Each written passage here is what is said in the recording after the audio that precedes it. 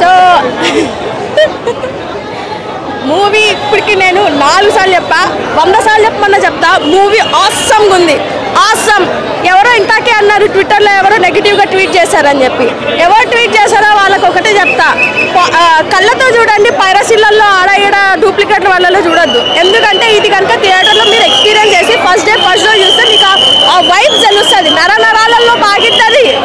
మీరు ఏంటి అసలు ఇలా మాట్లాడుతున్నారు, బాగాలేదు గీలేదు అని చెప్పి ఎవరు వచ్చి నా ముందు చెప్పండి, చూపిస్తా సినిమా ఎలా ఉందో.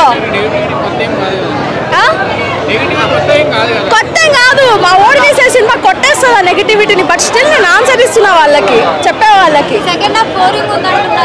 లేదు, ఫస్ట్ హాఫ్ అంతా రచ్చ రభసలా ఉంది.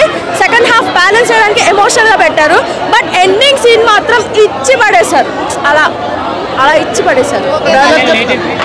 నాకు ప్రస్తుతానికి గుర్తులేదు డైలాగ్, ఎందుకంటే ప్రతి ఒక్క డైలాగ్ ఒక్కొక్క ముత్యంలా ఉంది.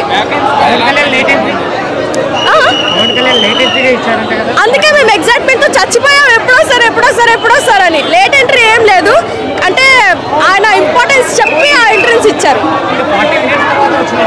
అవును, ఆ 40 minutes తర్వాత వచ్చినా కూడా ఆ మూమెంట్స్ ప్రతి ఒక్కటి ఇక్కడ గుర్తుండిపోతాయి.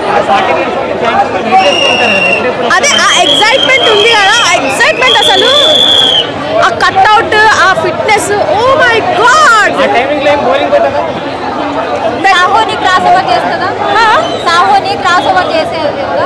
సాహో ఆ కాలంలో ఓకే, ఇప్పుడు ఈ కాలంకి ఇది hit. 100 days. Super, nice elevation, nice outfits, music కానీ ఎవ్రీథింగ్ ఆసమ్. 10 out of 10.